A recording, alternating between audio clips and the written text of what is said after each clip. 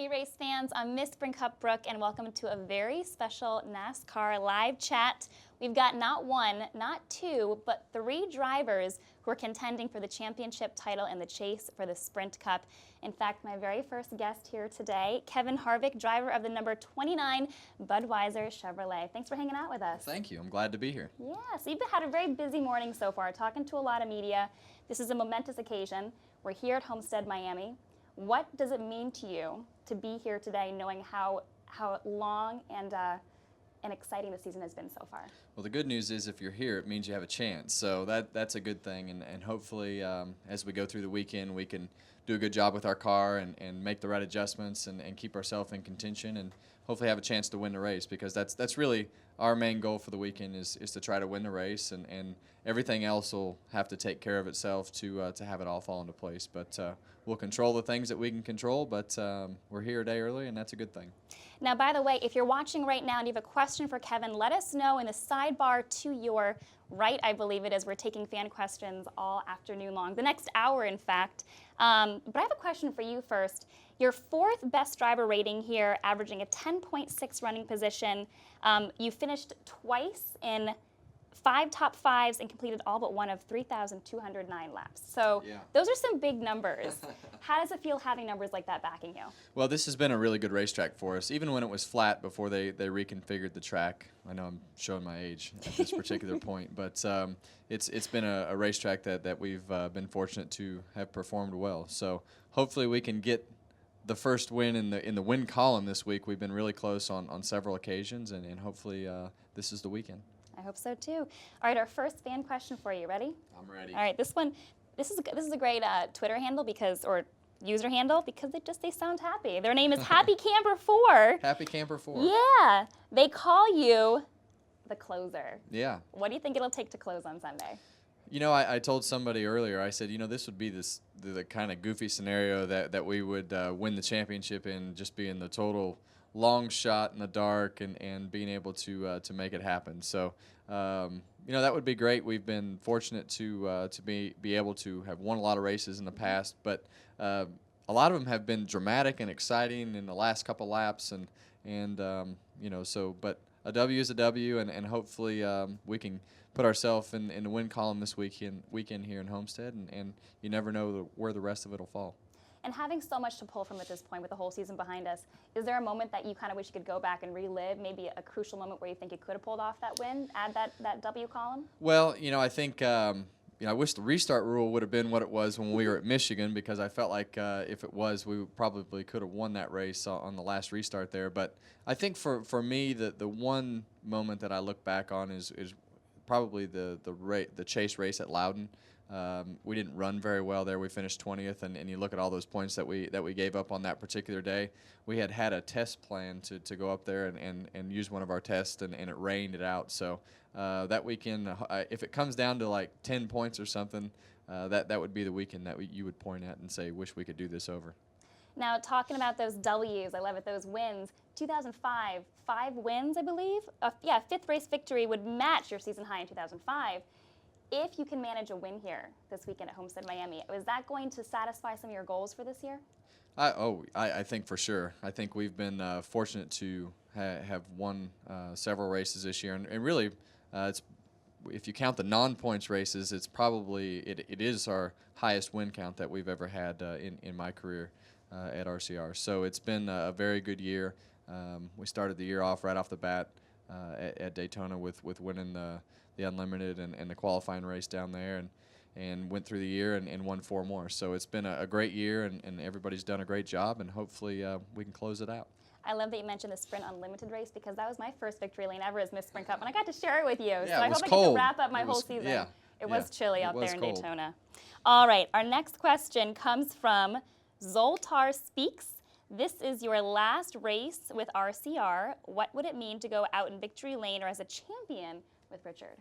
Well, that was our goal at the beginning of the year, was to be competitive on the racetrack and hopefully win a championship. And we still have a chance at a championship. Obviously, we gotta have some things happen. But I think as you look at the wins and the things that we've been able to accomplish this year, I think everybody can look back and say that we did our jobs and held up each other's end of the deal to keep the performance up on the racetrack, to deliver the results and the wins to come with it. All right, our next question comes from Tar Heel 23. Which track would you compare Homestead to, and is this one of your favorite tracks? Well, I think that's the unique thing about ending our season at Homestead. It is a 1.5 mile racetrack, but I think as you go to all the different 1.5 miles, this one's very unique in itself, just for its shape and the progressive banking, and the racetrack has definitely aged to the point where the cars slide around and tire wear is high.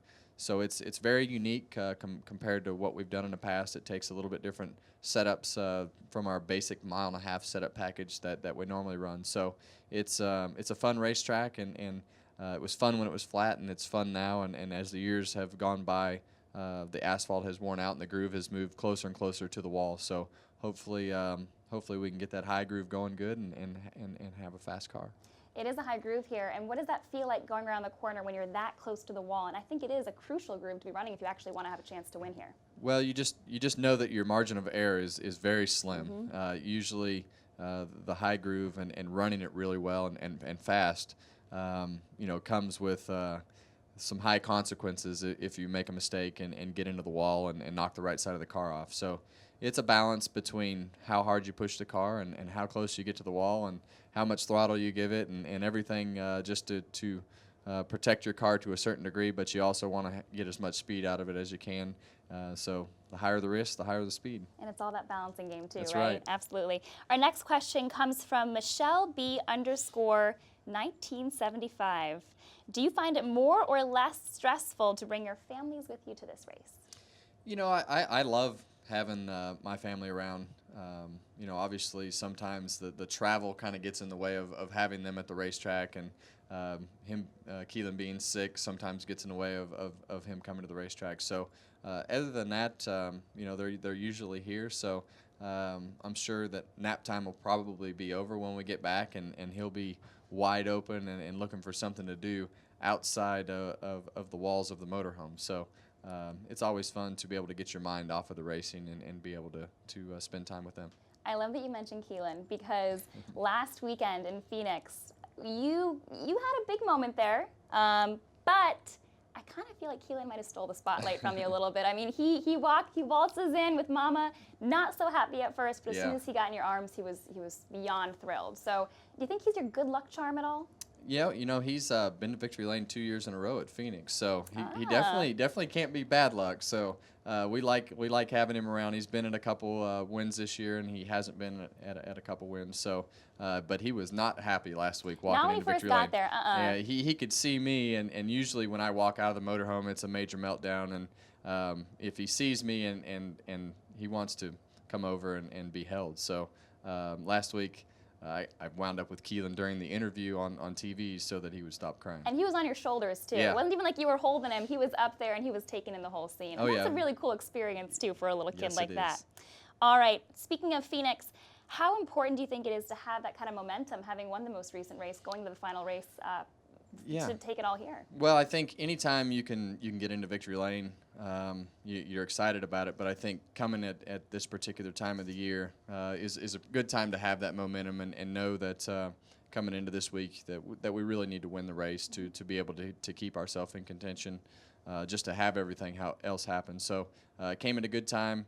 Obviously, at the end of the year, at the end of our run with working with RCR. So to be able to have that one last victory lane for sure, already in the books, knowing that coming to Homestead is something that is pretty gratifying. Absolutely. Our next question comes from Chris Dog. 41. All right, he wants to know, do you think you'll be able to lead all the laps in Miami? Wait, excuse me, let me rephrase that. Sometimes, Chris, I'm so sorry. Do you think you'll be able to lead all the laps in Miami?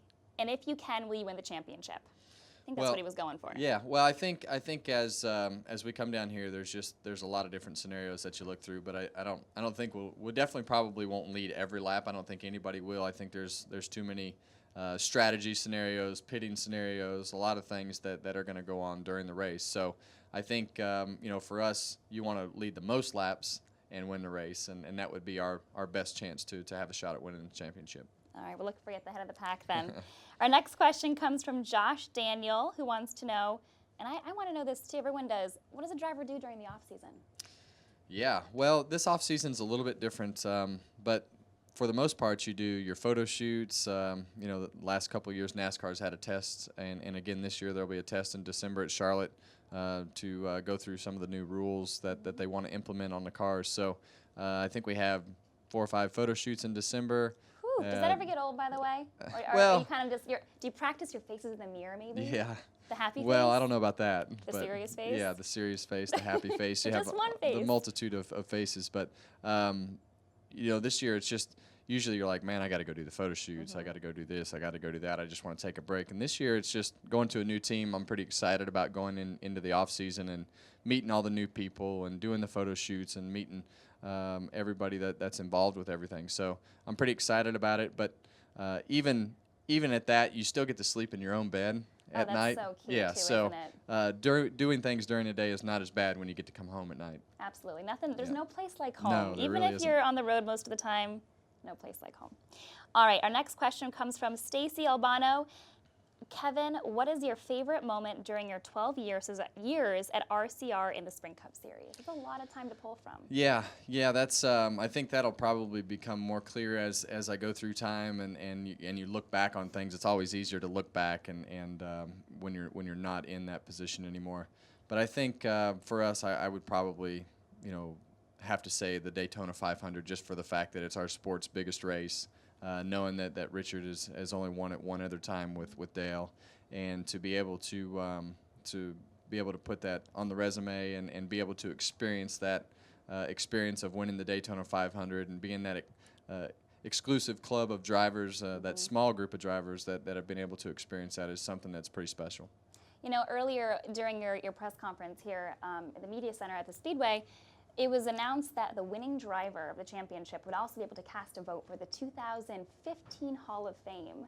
What does that feel like, knowing that you could have an impact on the history of our sport? Yeah, I don't really understand how. I've never really understood exactly how all that works. So I don't think. I mean, it's a secret, right? Yeah, Top secret. So maybe as the current champion, you'll be able to shed some light to everybody else exactly on how the whole process works. I'm sure it's laid out, and I just hadn't paid attention to it close enough to really understand it. But I think having somebody current, you have a lot of people from the media and in different positions that are more current-minded, I guess you could say, and not looking back to, I guess, some of the pioneers of the sport that really may have changed the path of the sport to take it into the direction that it went and into today. So I think as you look back and you're able to kind of shed some light on maybe some different situations and have an impact on that would be great.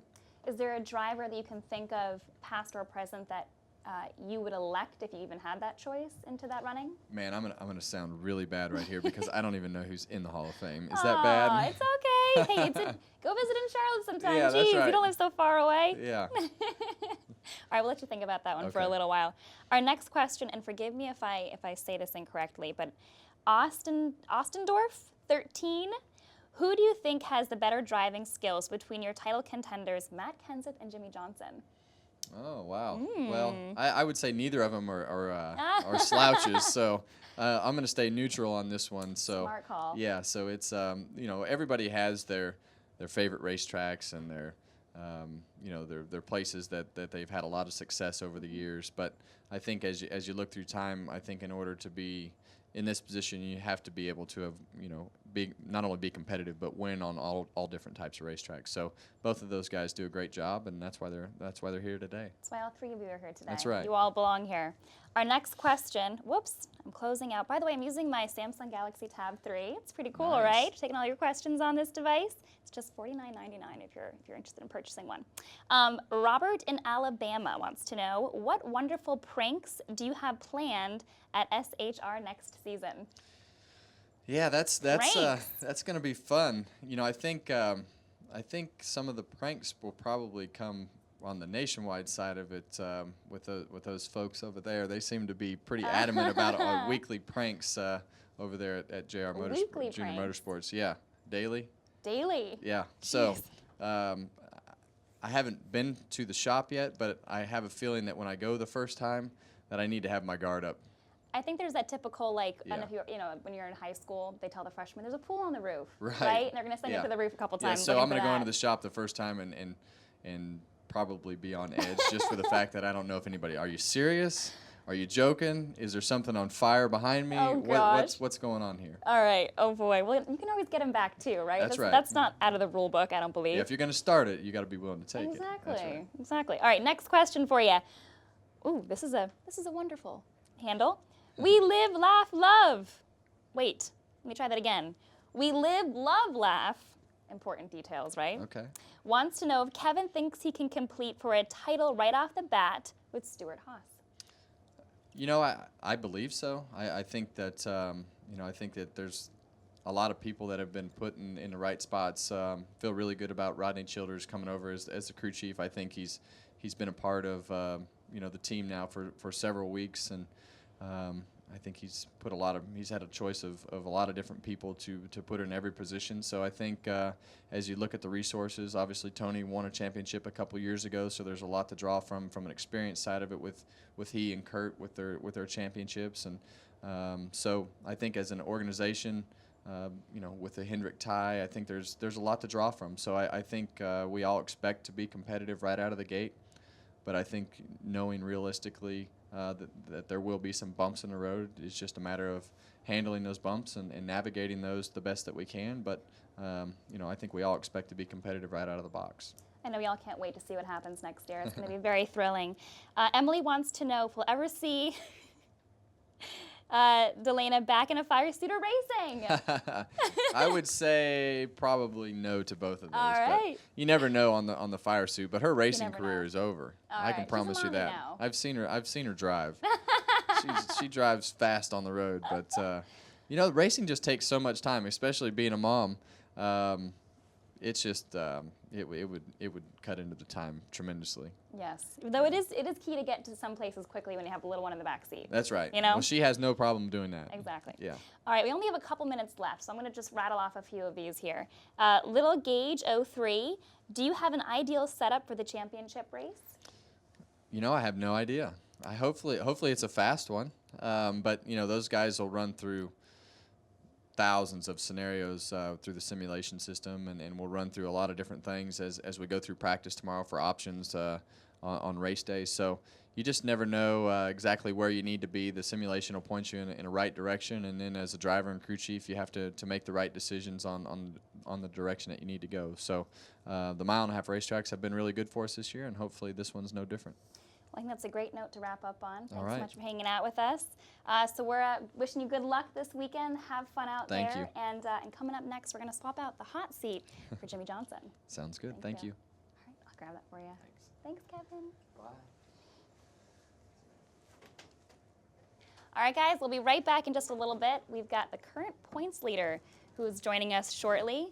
He is in the wings right now. By the way, if you're just joining us, we are taking part in one of the biggest NASCAR.com live chats of the year. It's our championship chat.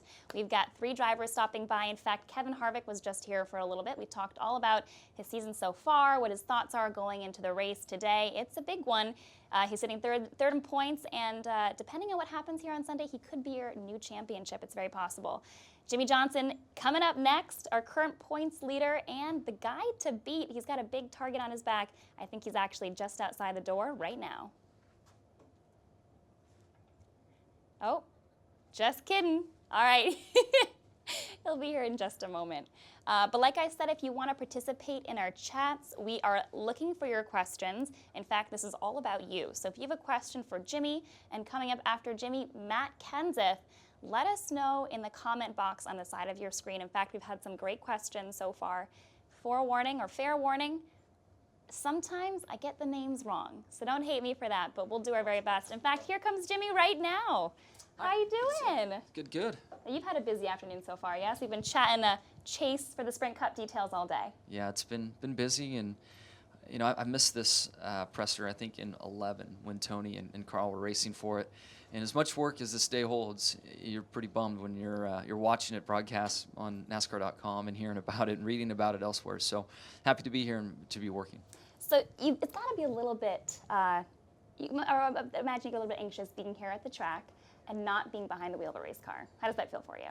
Yeah, it's being behind the wheel of the car is obviously the best place to be, and not necessarily the most relaxed, but at least you're in control of what's going on and building towards what's going to take place Sunday. But to be honest with you, we were down here a couple weeks ago testing, and it was nice to be here and kind of pick up the vibe of the racetrack and find my way around and get comfortable with things, because I showed up today and it wasn't the first time that I saw everything, and it just felt a little different, so a little better energy. So that comfort level is already there going into this weekend. Yeah, the test went great. Not that you're uncomfortable here by any means. You've done this plenty of times. It's still stressful. Now, let's talk about your season so far. You've had quite the season. You've had actually a little bit of a tough season midway through, but you were able to do what the 48 car does best, and that's soldier on to eventual success. What do you think is the secret to your team just continuing to develop these cars and winning races? Well, I mean, we just work really, really hard, and everyone at Hendrick Motorsports does. And then I know that my crew chief works, countless hours and endless hours to understand how to make our stuff better. And then the connection that Chad and I have, and the way we're able to break down the race car and how to make it faster and find speed in it, there's a lot of magic in that. And I don't want to take anything away from the other competitors out there, because just to exist in the sport, you've got to work a lot of hours. And I've always said it, the crew members and crew chiefs live in dog years. Drivers get a break. We're able to kind of hop on a quick plane home, and we might have a day or two of work during the week. But as crew chiefs and especially the road crew guys, they work in dog years. Whatever that dynamic is that you all have right now has been working amazingly for you. So we hope it continues through Sunday. Now, we are taking fan questions right now. We've got some great ones lined up for you. Our first one comes from Racing for Glory, who wants to know, do you want to know where the 20 is running over the race? Definitely. And with the scoring pylons, and here it's kind of tough to see it if I remember right, but the last couple events, there's nice big scoring pylons you can take a look at and see where everyone is. But this chase, for the bulk of it, it's been very easy to know where the competitors are. We've been towards the front, and they've either been in front of us or right on our bumpers. So pay attention to that, and hopefully we have a strong race car, and we can keep everybody right there in eyesight and manage the race from there. Now, we've been talking about teams a little bit as well. Do you think there's a member of the team or a role on your team that just doesn't get enough credit? I mean, you talk all the time about your crew chief or the pit crew or the team that travels with you. But are there unsung heroes of your team that you think deserve a little more credit? All of them. I think they need to eliminate Chad and I, because we get all the praises, but everybody else. And, as complicated and complex as their position may be as an engineer, through truck driver or tire guy, some of the less glorified roles that exist on the race team, but they're extremely important and make up the whole race team. Now, my next question for you has to do with a program that Sprint has right now. It's called our One-Up program, where you can turn in your phone every year for a brand new smartphone, which is really awesome, stay on top of all the trends. But I want to know, is there one strategy that has helped you one-up the competition throughout the year to get you where you are today? It's hard to say one strategy. I feel like as we are, this rule book changes, there's an opportunity for a team or a company to find an advantage. And the longer stuff stays the same, I think the closer the field gets. And this year, obviously, with the Gen 6 car, brought a huge opportunity to an organization and a race team. And since the first race of the year in Daytona, we've been on fire and been in victory lane a bunch and collecting a lot of points. So I think the thing for me looking back is the Gen 6 car. It's been a great opportunity for us. It has been. It's worked out for you guys pretty well. Anything you would go back and change about what you knew earlier in the season about these cars? Anything that just screams obvious to you now? Well, I think it's hard to pick just one thing. The cars look great. The manufacturers are happy. The fans are happy. Drivers are happy. We always want to create better racing. Then you get into a very, long list of ideas. Do you need a different tire, more downforce, less downforce, more mechanical grip? I don't know where it's at. NASCAR's working hard to sort that out to make the racing even better than what it is. But when I look back on the year, I look at some missed opportunity, and I think although we have 6 race wins, we could have quite a few more, and I hate that we let some of those opportunities slip by. Our next question I love because you're rocking one right now. Austin Dorff, 33, wants to know, Jimmy, how many photos have you seen, or I'm thinking you mean taken, with the Chase beard? Quite a few, and the ones that are the best are the ladies that have taken like shoe polish or Oh, something no. and put it on. Yeah, and then Sharpie Sharpie style? style. Oh, And girls, then you were devoted. it's awesome. And then I've seen a few where I guess around Halloween they went and got beards at some type of shop and had some pretty monstrous furry woolly beards going on. So it's been I cool. just can't think it's that comfortable for you guys. Well, when it's shorter, it's fine. You got But a nice short one, though. short's fine. Much longer, it does get a little annoying. But just the fandom is awesome. Happy that my fans support me like they do. They do. Now, speaking of beards, I saw a photo on your Twitter where you were rocking a fake beard, but it's huge. What was that all about? That was for Halloween. I picked up a Halloween costume in a bag, and it was supposed to be Willie from Duck Dynasty. Oh, But with my body love type it. versus his, I was either Jep or Jace, one of his brothers in size. So I think you were the long-lost cousin. long lost cousin. You could have yeah. easily been on that show. No one would have It asked looked any questions. far better than I imagined. And when I bought it in the bag, I'm like, this isn't going to go well. And I had it on, didn't look too bad. It was pretty good. Yeah. I was very impressed. You had the boots and everything. Yeah. You could have gone hiking in that thing. All right, our next question comes from Matthew Hall, who wants to know, if the chase schedule were to change, what tracks would you like to race in the chase? Well, I think there's a strong argument for road course, to incorporate that in, would add a lot of excitement, and certainly create a little more of a well-rounded feel for the drivers, or for the championship and what it means. But every driver's going to pick their 10 best tracks. So I think we should race at Dover maybe 5 times a year would be really good for me. Maybe Martinsville 3 times a year, during the chase, I should say. So just the ones So you're those good 8, at. yeah. And then That's cool, right? Pocono It's wouldn't just- be bad because we run really good there. Daytona, the way Daytona went this year. I think we just narrow it down to those tracks, and Yeah. we're golden. I know some drivers out there who might beg to differ, though. True. Our next question comes from Lauren Vaughn. Hi, Lauren. Wants to know, Jimmy, what are you most worried about going into on Sunday? Just don't know what's going to happen. So I'm trying hard to work and focus and worry about the things that I can control, and then trust my teammates that, Chad's department and the car, the engine department, and what they do.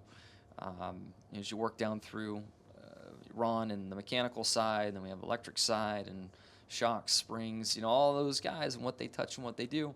You just try to ignore that and their responsibilities and trust in their responsibilities and just focus on my job. And again, it's far easier said than done, but that's what I'm trying to do. All right, that was a good question, Lauren. Thank you for that. Now, you've got 2 beautiful little daughters at home. What do you think is harder, being a dad or a race car driver? I love how he's wow. pausing for this because it's a tough question. It's just 2 different worlds, and and granted my children are young, but the only thing that's hard about it is you might get frustrated a little bit, different times and trying to understand how to parent it to a toddler or something, and then lack of sleep. Everything else about it is amazing. I mean, it is.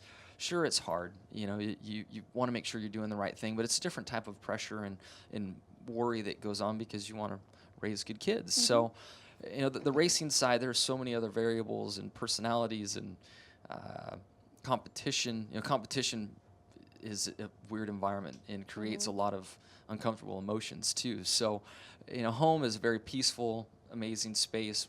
My racing professional life, it's amazing too, but there's a lot of chaos throughout it all. So I guess with all that said, probably racing's harder. Racing's harder? Yeah. And I'm sure there are some parents right now who are watching who are saying, I think the exact same thing. So it's a common issue for parents. You just want to make sure you have the best kids out there. Yeah, you worry about that stuff. I mean, you're almost scared at times. You're like, I'm responsible for those 2 and the type of people they become. It's a big responsibility. They'll be just fine. With you guys for parents, they're going to be golden. Absolutely. Our next question comes from James Picoretto. I love it. How did you come up with the term chase beard? It came. We were shooting something for the chase, the commercial that runs where you have us all standing there and one guy turns into a jet fighter and the king walks by, whatever that spot is, I don't know the name of it. And in that spot, they asked me a question about, what my fans should do. And it's just a random thought that came along, and I said, everybody should grow a chase beard. You too, ladies. And it's kind of went from there. But I've had a beard for years, so it was just kind of something fun to do. And when I was put on the spot during that shoot, it came about. And then, of course, the fans got involved and had a lot of fun with it too. Clearly, But I think the Red Sox have taken the beard experience to an entirely new level. I know. When you win the World Series, too, Right. it's tough to compete with that. Yes. You got to be careful what you say, though. Clearly, your fans listen. So Oh, if they they do. say grow a chase beard, they're growing chase beards. They do, and I appreciate it. Yeah, you've got the great fans out there. All right, our next question comes from Lone Wolf 48. What do you plan to have for the six-pack dinner if you win? I haven't even thought that far ahead. Not that far ahead. Nope. All right, how about this? What's your favorite go-to food when you celebrate? Well, I could say in years past, whoever the champion is stays here for a long time. And as the night wears on and the obligations happen, pizza boxes start showing up. So that's usually the champion's meal is pizza post-race. Nothing wrong with a good slice No, of not at pizza all. pie. One as big as your head, too, I think. You got to be hungry by then. Starving, absolutely. All right, let's see. Our next question comes from Lauren. What is your favorite family holiday tradition? We're still developing them. And right now, Genevieve's excitement for what we just went through for Halloween, picking a costume out and then putting spooky stuff up around our house and in our yard, that was so cool. And I can only imagine how amazing Christmas is going to be. So we're still developing those traditions and loving every moment. And, I was reminded what it was like to be a kid on Halloween, because we didn't make it to a lot of houses, but the few we did, my daughter, when she would leave one door, she would run and scream and run as fast as she could to the next door, and the excitement and the happiness that was going on. I mean, it just took me back, and it was so amazing, so much fun. And then she got tired, and 10 homes later, she was crying, and I was carrying her. So it was short-lived, but it was awesome. Short-lived, but then you have the candy, and then it's starts all over again, and I'm right? picking through her candy, and I get caught. Daddy, why are you eating my candy? Well, it's what dads do. Secrets are out. Dads eat the candy when the kids aren't looking. All right, our next question. Josh McCall, do you enjoy time in the off-season better as a champion? That's a good question.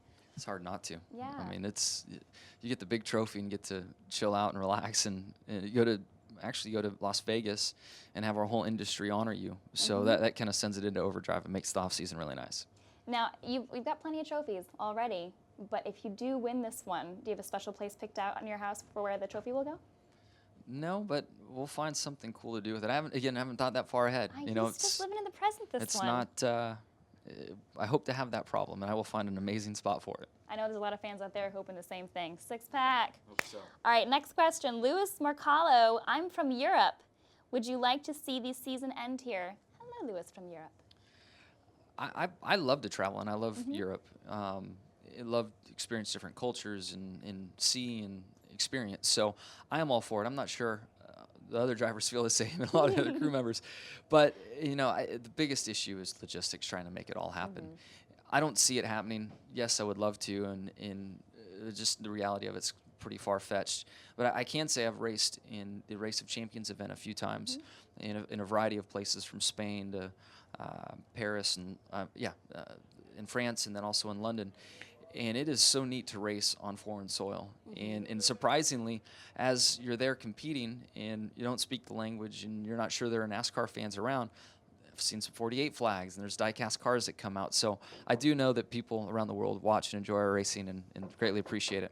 And I'm not sure if people can hear the knocking, but I think it's Matt Kenseth outside the door knocking right now. Someone at the door? He's telling me to wrap it up. Is He's ready to come in here and talk. Look at him. He's pointing at the watch and everything, saying he's cutting in. I think he's paid by that watch company. You should ask him about that. Oh, okay. That's probably why he's pointing at his watch. Should we let him in? Yeah, I think he's ready. Yeah, let's bring him in.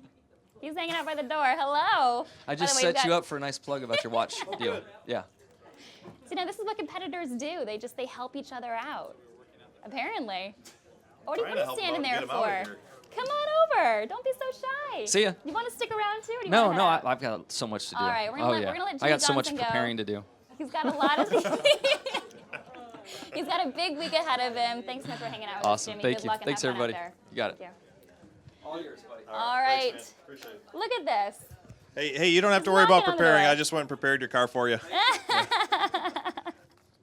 Wow. Well, how are you doing today? Doing good. You know why I'm doing really good? Why are you doing so good? This is my Tell me. last interview of the day. Last interview of the day? Yeah. All That's You all know, right. and this one's all about the fans too. So this All is a right, really cool. special one to All be right. here for. Why is this chair set back so far? You know, I asked the same question when we set these up, and I said, "Man, I feel really close to this camera." The team wins. Except you need to start getting a darker coffee. You guys always bring that light Oh, it's it's okay. Well, Need the you know, stronger we stuff. need the feedback from Well, you I guys. requested it last time, but I didn't want to be high maintenance. I'll but- pass it along. I'll see what we can do for you if you win All the right, championship. thanks. All right, we'll get All some right. extra dark coffee for you. All right, our next question. It looks like Lone Wolf 48 asked this of Jimmy, and they want to know it of you too. If you plan to have the champion, or what do you plan to have for the championship dinner if you win? I haven't put any thought into that. You and Jimmy, same answer. I might skip dinner. You guys, are you all plotting outside the door? No, I Same can't believe answers Jimmy for doesn't us? have a plan. I mean, if I was in his spot, I'd probably have a better plan for Sunday night. 'Cause I'd be like, unless things go terribly wrong, we're going to be having a party. Well, speaking of Jimmy and Kevin Harvick, the three of you guys seem to have a very unique relationship. It's almost like you're homies, you're buddies, you're in this together. But the truth is, you're Homies. competing. You like I always it? ever call us homies before. Oh, you know, first for everything. But you're competing for the biggest honor in our sport. Does everything change once you get behind the wheel of a race car? I think you still like each other, but you just want to beat each other. I mean, you always want to beat each other on the track, you know. So I think we're all really competitive. It's been fun through the years. All three of us have been here for a while, and it's been fun through the years through having young kids and doing all that. You know, it's funny, like 6-7 years ago, everybody pretty much go back to the motorhome park, go in their motorhome. Nobody would come outside. Pretty much just lock themselves in the motorhome. You never talk to anybody, never see anybody. But now that we all have little kids, you know, pushing your kids around on their trikes or out playing or whatever, then all of a sudden everybody gets together and you just have. It seems like you have more in common because you're at the racetrack all the time. You don't really. You get your motorhome, you don't really want to come outside and just talk about racing. So now you have kids and you got other things to talk about and other things in common. So I think that's, I think it's been fun. I know it's been really fun for me. Awesome. Well, it's been a lot of fun for the fans too, and confusing at times. I'm going to be honest with you, but we love seeing the competition on the track. What's been That's for confusing sure. at times? The Just kids? the friendship. Oh, Yeah. Oh, the kids make a lot of sense. Yes. That does. you think we happen should in all life. hate each other? Is that what you're saying? No, love is better. We'll keep it that way. Let's keep it cordial. Next question, short track hero. The last time you won a title, you did not have your little girls. What does it mean to have them as part of this championship battle? Well, it's fun, you know. Gosh, Ross was about 9 then, so we had 9 or 10. So Ross was here when we won the championship in 2003. So that was fun. He got to be part of that, and get to see that. So I mean, it's always fun when you can have your family travel with you and be part of your successes and your failures, really. So it's always fun when they can travel with you. Absolutely. Our next question comes from Roman Naughty Yet? I'm so sorry, Roman. I apologize. Are you petitioning NASCAR to establish a hover-round division, playing off the Sprint commercial with Boyer? No, that was kind of a fun commercial though, because you know, whenever you get to hang out with Boyer and do anything, it's always fun because he has no filter. So it was pretty fun. We had a good time. You know, we play that commercial all the time with the Sprint Unlimited experience where Yeah. fans hang out with us every race weekend. Yeah. We actually have your scooter on display, I've so seen it out fans there, are hanging out It with us, does taking wheelies. photos. It Yeah, does wheelies. I pretty cool. put the key in myself. It's unexpected. It's a surprise wheelie. You think you're hitting the gas lightly, next thing you know, you're on 2 wheels. That's right. It's awesome. It's pretty awesome. Now, how was it filming that commercial? When you had that makeup on, did you see your future? I mean, you're looking like 40 years older. You know, I don't know if I'll ever live that long to see myself look like that, but yeah, it only took him like 15 minutes to make Clinton look like that. Oh! It took about 5 hours for me. No, it was fun. It was neat. That makeup artist was the same guy who's doing Johnny Knoxville stuff in Bad Oh, Grandpa. wow. So it was neat. So he was telling us a lot of different stories. So it was fun. I wouldn't want to do it every day, but it was all right. All right. It was definitely fun to watch was the fun. behind-the-scenes footage. You and Clint Boyer would be a hoot if you get old and live in an old folks' home together.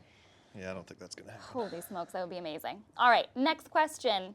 Cheese 1720 wants to know, which of your 7 wins are you most proud of, or the most complete win from start to finish? Well, the most complete one, start to finish, I would have to say is Kansas, because we were on the pole, and we led a lot of laps early, kind of got shuffled back. Had the car handling great pit stops, great pit strategy, and had it in front again at the end, and was able to finish off with a win. So that was probably the most complete one. They were all great. I mean, it's just so hard to win at this level. You got to really appreciate it when you get to win a race.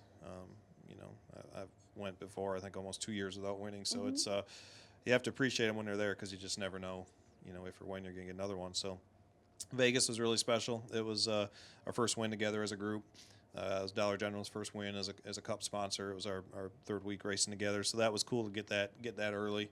That was a really neat win. And New Hampshire was a really special win for me too. That was my 500 start.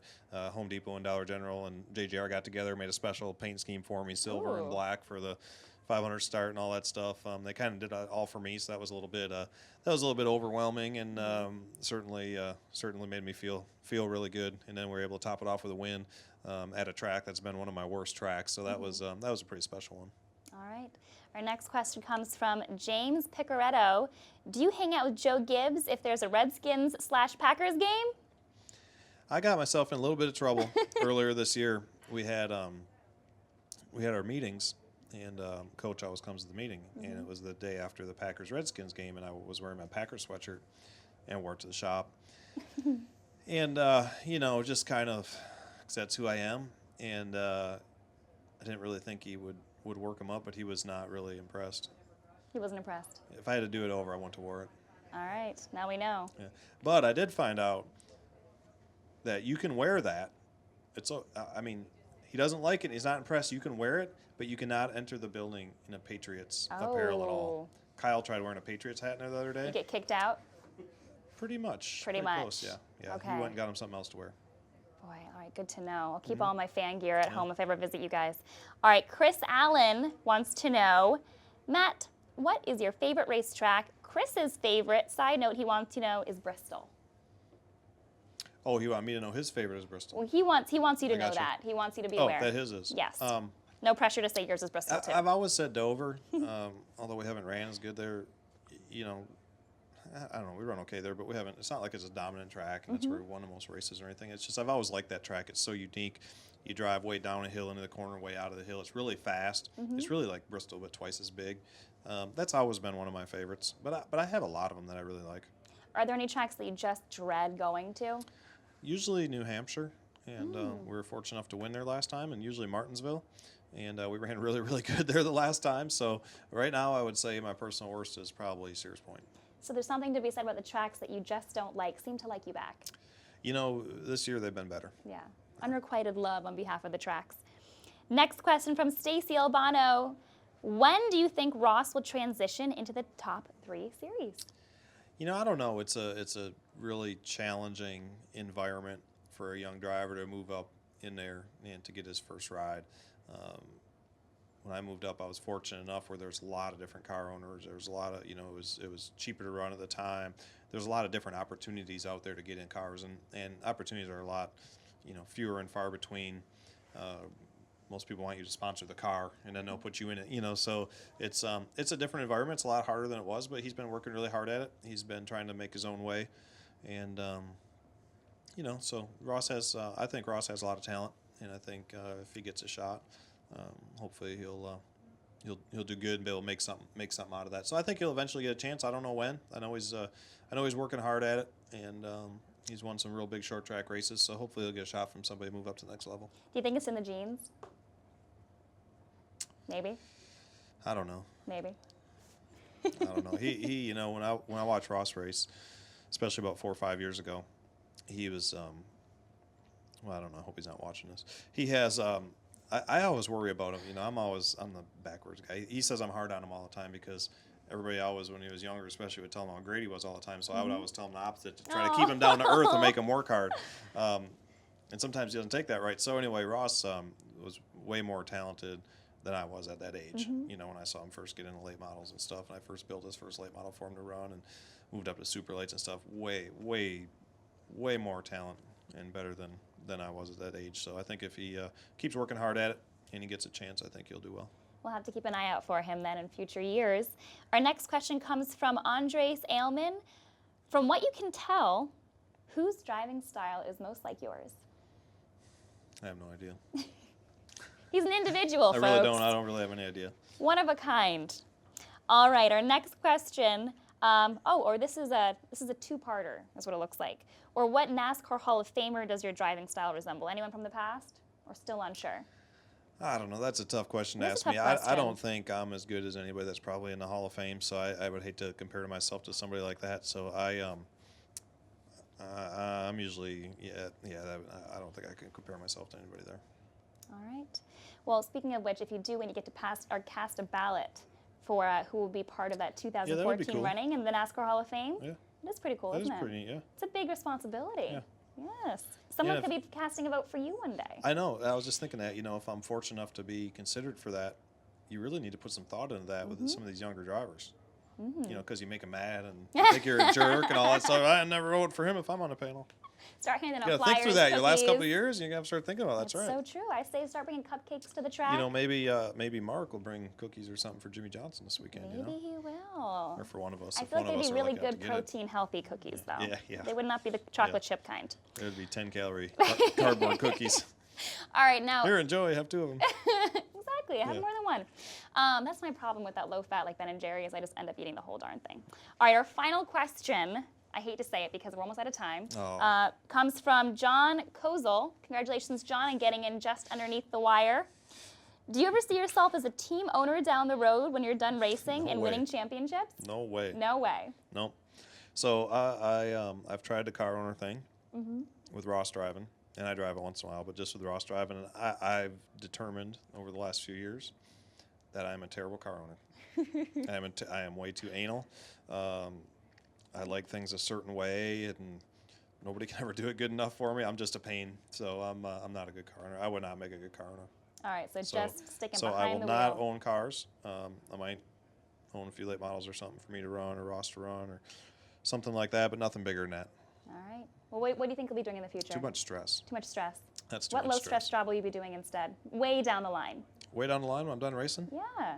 save enough money where I don't have to have a job. All You crazy? right. That's the way to live. Play with my kids. There you go. Perfect. All right. Well, on that note, I hate to say it, but we're out of time. Thanks so much for hanging out with us. All right. I know you've got a busy, busy weekend ahead of you. A lot of fans out there cheering for you to thank take you. home the 2013 championship. So thanks for hanging out with us Thanks. for our NASCAR.com live chat. No problem. Appreciate it. All right.